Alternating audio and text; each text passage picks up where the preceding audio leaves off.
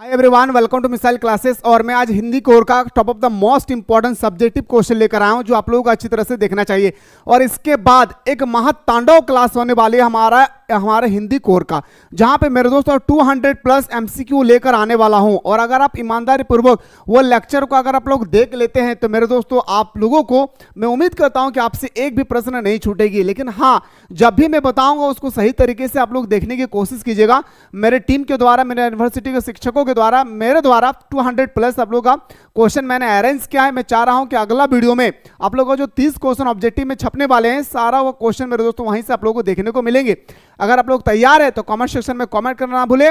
साथ ही साथ मैं अगर अपलोड करूंगा आज शाम को मेरे दोस्तों, तो याद रखिएगा अगर आपके मोबाइल पर नोटिफिकेशन ना आए तो हिंदी कोर का प्लेलिस्ट में जाकर आप देखिएगा तो आपको मिल जाएगी। तो आइए सर, हम लोग पहला क्वेश्चन पे एक एक क्वेश्चन पे हम लोग बात करते हैं।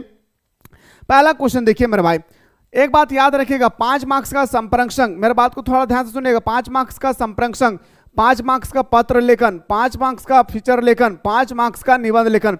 ये 20 मार्क्स को अपने हाथों से जाने ना दे, ये 20 मार्क्स को अपने हाथों से यूं ही जाने ना दे, इस बात को याद रखना है भाई, ठीक है। चलिए सर, पहला क्वेश्चन आपकी स्क्रीन पे, शीतल वाणी में आग के होने का क्या अभिप्राय है, स्पष्ट करें। कवि का स्वर और स्वभाव कोमल आवश्यक है। कवि कहता है मेरे भाई कि जीवन में स्वभाव, बोलते ना भाई, देखो ना, कैरेक्टरलेस आदमी है, बोलते ना, इसका चरित्र थोड़ा सा भी सही नहीं है। लेकिन हमारे कवि कहते हैं कि कवि का स्वर और स्वभाव कोमल आवश्यक है, लेकिन इसके मन में विद्रोह की भावना प्रबल है। कहता है कि मेरे मन में लोगों के प्रति कोमल है, स्वभाव है, लेकिन हम अपने विद्रोह करने के लिए, युद्ध करने के लिए भी प्रबल रखते हैं अपने भावनाओं को। वह प्रेम से रहित संसार को अस्वीकार करता है। कहता है हमारा कवि कि वह प्रेम से रहित संसार को अस्वीकार करता है, उसे महत्व नहीं देता है, ऐसे संसार को वह अपनी ठोकर पर रखता है। और जो उसे महत्व नहीं देता है ऐसे संसार को अपने ठोकर मतलब अपने कदमों में रखता है, ठीक है। वही कह रहा है मेरे भाई कि संसार को अस्वीकार करता है, उसे महत्व नहीं देता है, ऐसे संसार को वह अपने ठोकर पर रखता है। यानी जो लोग उसे कोई महत्व नहीं देते हैं, ऐसे लोगों को वो जमीन के तले में रखता है। यही हमारा कवि का कहना है, ठीक है। चलिए सर, अगला क्वेश्चन। और एक बात याद रखिएगा, मैं भूल जाता बार बार, कवि और कविता, कहानी, कविता, कहानी, कहानी, कहानी, याद रखना है मेरे दोस्तों। जैसे आपसे पूछा जाएगा कि जनेंद्र कुमार ने कौन सा पाठ लिखा है, जनेंद्र कुमार द्वारा लिखा गया दो कहानी का नाम बताएं, 2 निबंध का नाम बताएं। ये एक क्वेश्चन आपके पेपर में 2 मार्क्स का आएगी। ये एक प्रश्न आपके पेपर में 2 मार्क्स का आएगी, इस बात को याद रखना है, ठीक है। चलिए सर, दूसरा क्वेश्चन पे आते हैं सर। आत्मपरिचय कविता के शीर्ष की सार्थकता स्पष्ट करें। आत्मपरिचय जो कविता है हमारा, ठीक है, तो आत्मपरिचय कविता का शीर्षक इस वजह से सार्थक है क्योंकि इस कविता में कवि हरिवंश राय बच्चन ने अपने व्यक्तित्व, आत्मव्यवस्था, संवेदनाओं और जीवन दर्शन को शब्दों में डाला है। बस इतना लिखना है, 2 मार्क्स आपको मिल जाएगी। आत्मपरिचय एक इंपॉर्टेंट टॉपिक है, दिन जल्दी जल्दी ढलता है। इसके बाद बाजार का दर्शन, जैसे जनेंद्र कुमार ने लिखा है। ये कुछ कुछ ऐसे प्रश्न हैं जो बार बार हर साल रिपीटेड करती है, जो हम सभी को अच्छी तरह से पता भी होना चाहिए, ठीक है। एक क्वेश्चन और देखिए, बाजार दर्शन से क्या अभिप्राय है, पठित पाठ के आधार पर उत्तर लिखिए। बाजार दर्शन से क्या अभिप्राय है, तो बाजार दर्शन से लेखक का अभिप्राय है बाजार के दर्शन करवाना, अर्थात बाजार के बारे में बताना कि कौन सी चीजें मिलती है। कहता है हमारे जनेंद्र कुमार कि बाजार दर्शन से लेखक का अभिप्राय है, बाजार दर्शन से हमारे जनेंद्र कुमार का अभिप्राय है कि बाजार के दर्शन करवाना, अर्थात बाजार के बारे में बताना कि कौन सी चीजें मिलती है। जैसे मैं बाजार के बारे में किसी को बताए हूं कि ये बाजार में ये सामान मिलती है, ठीक है। आगे कहता है कि वस्तुओं की बिक्री ज्यादा होती है। अगर किसी को पता चल जाए कि इस बाजार में ये सामान मिलती है तो वह सीधा किसी और बाजार में नहीं जाएंगे, बल्कि उसी बाजार में जाकर वो अपने सामान को खरीद लेंगे। यस या नो, खरीदेंगे ना भाई। तो वही हो रहा है कि वस्तुओं की बिक्री ज्यादा हो जाती है। और बाजार कैसे आकर्षित करता है, और बाजार कैसे आकर्षित करता है, अपनी चीजों को दिखा करके याद रखना है। एक क्वेश्चन और दिखाता भाई, देखिए कहता है कि भक्तिन के आ जाने से महादेवी अधिक देहाती कैसे हो गई। महादेव भक्तिन के आ जाने से महादेवी वर्मा अधिक देहाती कैसे हो गई। लेखिका को उसने अपने अनुसार ढालना शुरू किया। लेखिका को, जो लेखिका है भक्तिन मेरे दोस्तों, कहता है क्या, भक्तिन को आने जाने से महादेवी वर्मा अपने देहाती को कैसे बदल दिया। वही कह रहा है कि लेखिका को उसने अपने अनुसार ढालना शुरू किया। लेखिका ने अपने अनुसार उनको ढालना शुरू किया। अरे मैं जैसा रह रहा हूं वैसा रहो, मैं जैसा पहन रहा हूं वैसा पहनो, मैं जैसा खा रहा हूं वैसा खाओ। उसने लेखिका का मीठा खाना बिल्कुल बंद कर दिया। उन्होंने लेखिका जो मीठा खाना पसंद करती थी, वह मीठा खाना बिल्कुल उन्होंने मना कर दिया कि देखो मैं मीठा खाना नहीं खा रही हूं, तो आप क्यों खाइएगा। ठीक है। उसने गाढ़ी दाल और मोटी रोटी, मकाई का दलिया, सवेरे मट्ठा, जवार की खिचड़ी और सफेद महूर की लापसी खिलाने लगे। कहता है कि मीठा खाना मत खाओ, खाना है तो खाओ गाढ़ी दाल और मोटी रोटी खाओ, मकई की दलिया, सवेरे मट्ठा, जवार की खिचड़ी और सफेद हुए महूर की लापसी खिलाने लगे। इसके अतिरिक्त उसने महादेवी को देहाती भाषा की भी सिखा दी। और इसके बाद जो हमारा भक्तिन है, भक्तिन ने महादेवी वर्मा को मेरे दोस्तों देहाती भाषा भी धीरे धीरे सिखाने लगे। का हो, कैसा नहीं है दादा, ठीक ठाक हो ना सब, ये सब सिखाने लगे। ठीक है। आगे कहता है इस प्रकार महादेवी वर्मा देहाती बन गई। इस प्रकार जो हमारा महादेवी वर्मा है वो देहाती बन गए। अगला है पहलवान की ढोलक की उठती गिरती आवाज बीमार से दम तोड़ रहे अगर ग्रामीण वासियों में संजीवनी का संचार कैसे करती है। हम सभी को पता है पहलवान का ढोलक के बारे में मेरे दोस्तों, चकधा गिड़धा, इसका मतलब आओ भिड़ जाओ। इसका मतलब क्या होता है मेरे भाई कि आओ और भिड़ जाओ। इसका मतलब होता है क्या, आओ और भिड़ जाओ। यस या नो। तो वही कह रहा है कि पहलवान की ढोलक की उठती गिरती आवाज बीमारियों से दम तोड़ रहे हैं। ग्रामीण वासियों में संजीवनी का संचार कैसे करती है, उत्तर दीजिए।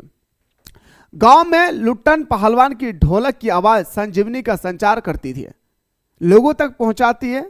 हमारा याद रखना है लुट्टन का पहलवान का जो ढोलक है, याद रखना है ढोलक जो है मेरे दोस्तों लोगों तक आवाज पहुंचाती है।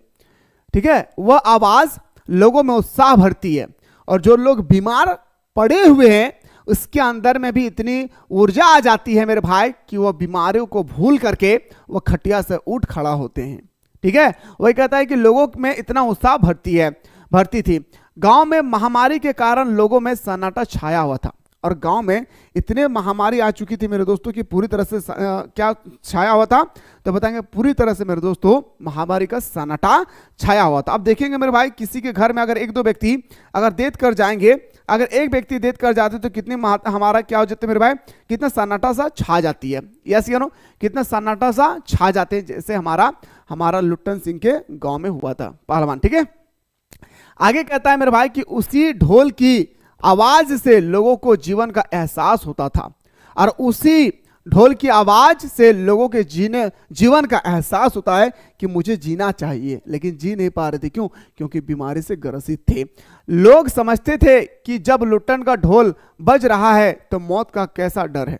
लोग अब सोचने लगा अरे लुट्टन सिंह जब ढोल बजा सकता है, क्योंकि लुट्टन सिंह मेरे दोस्तों उसके बेटा का इंतकाल हो जाती है और इंतकाल हो जाने के कारण मेरे दोस्तों एक सदमा में पहुंच जाना चाहिए, लेकिन वह सदमा में नहीं पहुंचते हैं, बल्कि मेरे दोस्तों क्या होती है वह अपने ढोलक को बजाते हैं और सारे गाँव के लोगों को जगाते हैं और कहता है मेरे दोस्तों कि आप टेंशन ना ली, मौत जिस दिन है उस दिन बेशक आ जाएगी, पर जो जीने का हक है उससे खुलकर जियो। इसलिए लुट्टन सिंह चकधा गिड़धा आओ और भिड़ जाओ, मतलब इस तरह से ढोल की बजाते, इस तरह से करते थे मेरे भाई, ढोल को बजाते थे।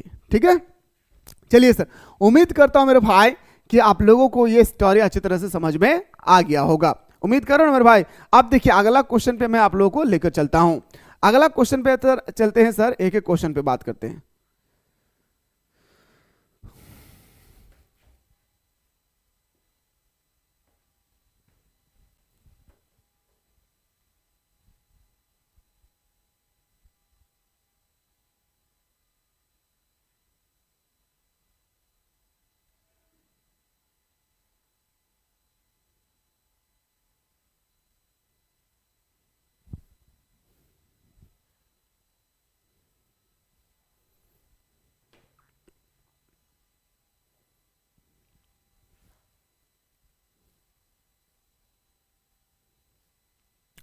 अगला प्रश्न है आपके सामने कि जूझ कहानी के माध्यम से लेखक ने क्या सीख दी है। जूझ कहानी है ना, आनंदा सुने है ना, टॉपिक से आनंदा के बारे में वही कह रहा है मेरे भाई कि जूझ का अर्थ होता है युद्ध और लड़ाई। जूझ का सीधा सीधा अर्थ होता है क्या, लड़ाई। क्या होता है मेरे भाई, जूझ का अर्थ होता है लड़ाई या युद्ध। जब व्यक्ति किसी परिस्थिति या समस्याओं से जूझता है, जब दुनिया में कोई भी व्यक्ति कोई भी परिस्थिति से लड़ते हैं, जूझते हैं या मेरे दोस्तों युद्ध करते हैं, तो उस समय या परिस्थिति से उसकी एक प्रकार की लड़ाई होती है। उस समय इस प्रकार से उनके अपने जीवन से और उनकी लड़ाई के बीच में एक ऐसी परिस्थिति आ जाती है, उनको जब लगने लगता है मेरे दोस्तों कि आपस में हमारा लड़ाई हो रहा है। वही कह रहा है कि जूझ का अर्थ होता है युद्ध या लड़ाई। जब व्यक्ति किसी परिस्थिति या समस्याओं से जूझता है तो उस समय लगने लगता है कि मैं किसी परिस्थिति से एक प्रकार की लड़ाई कर रहा हूं, जिसे जूझ कहते हैं। जिसे क्या कहते हैं मेरे भाई, जूझ कहते हैं। इस कहानी के माध्यम से लेखक ने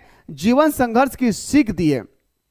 इस कहानी के माध्यम से लेखक ने जीवन में संघर्ष करने के लिए सीख दिया है कि जीवन में कैसे संघर्ष करना चाहिए। क्या करना चाहिए मेरे भाई, जीवन में कैसे संघर्ष करनी चाहिए।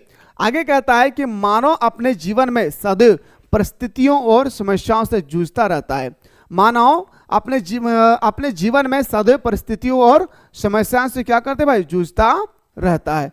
ये सर हमारा जूझ कहानी के बारे में लेखक ने हमें क्या सीख दिया है कि हमेशा संघर्ष करो, हमेशा संघर्ष करो, और जितना भी विकट परिस्थितियां आए, जितना भी कठिन से कठिन परिश्रम करने के लिए हमें मजबूर क्यों ना होना पड़े, लेकिन हम परिश्रम से कभी हटेंगे नहीं और हम संघर्ष करेंगे और अपने मंजिल तक हम जरूर पहुंचेंगे।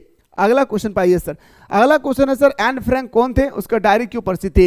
एन फ्रैंक हॉलैंड के एक यहूदी परिवार की 13 वर्ष की बालिका थी। कितना वर्ष का, 13 वर्ष की एक बालिका थी। कितने वर्ष का बालिका मेरे भाई, तो बताएंगे सर 13 वर्ष की एक बालिका थी। उसके यहूदी परिवार को गुप्त आवास में 2 वर्ष छिपकर बिताने पड़े थे। एन फ्रैंक हॉलैंड के यहूदी परिवार के 13 वर्षीय बालिका थी।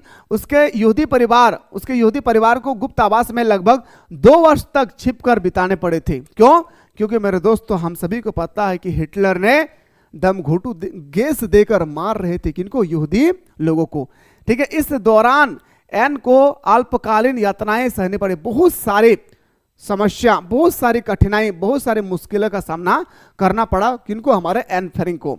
यही रहकर एन ने अपने अनुभवी की डायरी के रूप में लिखा। जब 2 साल तक एक गुप्त आवास में बंद थे, उस समय मेरे दोस्तों उन्होंने उस समय डायरी लिखना शुरू किए कि आखिर यहूदी परिवार पर किस तरह से समस्या आई थी और उन्होंने इस समस्या को कैसे हैंडलिंग किए थे। ठीक है, यह डायरी बहुत ही प्रसिद्ध हुई। दूसरा क्वेश्चन का आंसर, यह डायरी बहुत ही प्रसिद्ध हुई। इस डायरी में एन का व्यक्तित्व जीवन की ही नहीं, इसमें सिर्फ एन फ्रैंक का सिर्फ व्यक्तित्व जीवन के बारे में ही नहीं, बल्कि 60 लाख यहूदी ढा गए। याद रखें, 60 लाख यहूदी परिवार पर जो जुल्म हो रहे थे, इस डायरी में सिर्फ हमारे एन फ्रैंक के जीवन के बारे में ही नहीं, बल्कि 60 लाख यहूदी परिवार के जीवन में जो कष्ट हुई है उसके बारे में इसमें विवरण दिया गया है। उसके डायरी 60 लाख लोगों की तरफ से बोलने वाली आवाज है। और हमारा एन फ्रैंक की डायरी एक ऐसी डायरी बनकर तैयार हुई, ऐसा लगता है पढ़ने के बाद कि 60 लाख लोगों की आवाज है हमारी डायरी। ठीक है, दूसरे विश्व युद्ध के दौरान हिटलर ने यहूदियों को जिस तरह भूमिगत जीवन जीने के लिए विवश किया, क्योंकि हम सभी को पता है दूसरी विश्व युद्ध के समय हमारा हिटलर ने पूरी दुनिया को मेरे दोस्तों तबाह कर दिया था, जिस तरह से एक बार सद्दाम हुसैन ने किए थे। तो दूसरी विश्व युद्ध के दौरान मेरे दोस्तों हमारे जो हिटलर है, उन्होंने यहूदी परिवारों को मेरे दोस्तों दौड़ा करके और बम ब्लास्ट दे करके मेरे दोस्तों ऐसे परिवार को मार रहे थे। और उस समय हमारा एन फ्रैंक और इसके अलावा एक और परिवार थे जो गुप्त आवास में रहकर अपने 2 साल बिताए थे। ठीक है, उसी समय सजीव एवं मानसिक चित्रण इस डायरी में हुआ था। उस दौरान युद्ध की भयावहता से लोग कांप उठते थे। ऐसा युद्ध होता था मेरे दोस्त कि लोग डर से कांप उठते थे। इस डायरी में उन्हें 60 लाख लोगों की पीड़ा और अभिव्यक्ति की मिली है। इस विवरण के सारे विश्व के लोग जानना चाहते थे। यही कारण है कि इनके डायरी बहुत ही प्रसिद्ध हुए हैं। इस तरह से आपको पेपर में लिखना जो शानदार तरीके से मेरे दोस्तों आप लिख सकते हैं, मुझे उम्मीद है। अतीत में दबे पाव में किस सभ्यता की चर्चा है भाई, तो सिंधु घाटी सभ्यता। ठीक है, अतीत के दबे पांव में सिंधु सभ्यता की चर्चा है। मोहनजोदाड़ो सिंधु घाटी सभ्यता का केंद्र रहा। हम सभी को पता है क्योंकि हम लोगों ने इतिहास में पढ़ा है। मोहनजोदाड़ो जो है सिंधु घाटी सभ्यता का क्या है मेरे भाई, केंद्र बिंदु है। क्या है तो बताएंगे सर, ये हमारा सिंधु घाटी सभ्यता का केंद्र बिंदु है। ठीक है, यह शहर 200 हेक्टेयर, 200 हेक्टेयर, 1 हेक्टेयर बराबर मेरे दोस्तों 10,000 मीटर, तो 2 हेक्टेयर बराबर 20,000 मीटर वर्ग मीटर। ठीक है, तो 20,000 वर्ग मीटर में फैला हुआ था। 5,000 वर्ष पुराना एक महानगर था ये हमारा मोहनजोदाड़ो। 5,000 साल पुराना एक क्या था हमारा, तो बताएंगे सर हमारा याद रखना महानगर था। पूरा मोहनजोदाड़ो छोटे मोटे कई टीलों पर बसा हुआ था। पूरा मोहनजोदाड़ो छोटे मोटे टीलों पर कई बसा हुआ था। मनुष्य निर्मित ये टीले पक्की ईंटों से निर्मित थी। और जो मेरे दोस्तों मोहनजोदाड़ो में जो टीला बनाया गया था वो टीला पूरी तरह से मेरे दोस्तों हमारा पक्की ईंटों से बनाया गया था, जहां पर लोग बैठकर मेरे दोस्तों अपने सामान की बिक्री करते थे। आगे कहता है मेरे भाई कि मनुष्य निर्मित ये टीले पक्की ईंटों से निर्मित है। इसे सिंधु नदी के पानी से बचने के लिए टीला पर बसाया गया था। सिंधु नदी का पानी जो है वो मेरे दोस्तों समुद्र से बह करके, नदी से बह करके वो हमारा मोहनजोदाड़ो पर आ जाते थे। इस कारण से टीले बनाए गए थे ताकि टीले पर मेरे दोस्तों क्या हो, पानी को रोक सके। इसके अलावा और भी क्वेश्चन है मेरे भाई, ये सब क्वेश्चन मैं आप लोगों को अगला वीडियो में बताने की कोशिश करूंगा। अगर आप लोग तैयार है कि सर अगला वीडियो एक और सब्जेक्टिव होने चाहिए तो कमेंट सेक्शन में कमेंट करना ना भूलिए। फिलहाल बात करता हूं नेक्स्ट वीडियो में।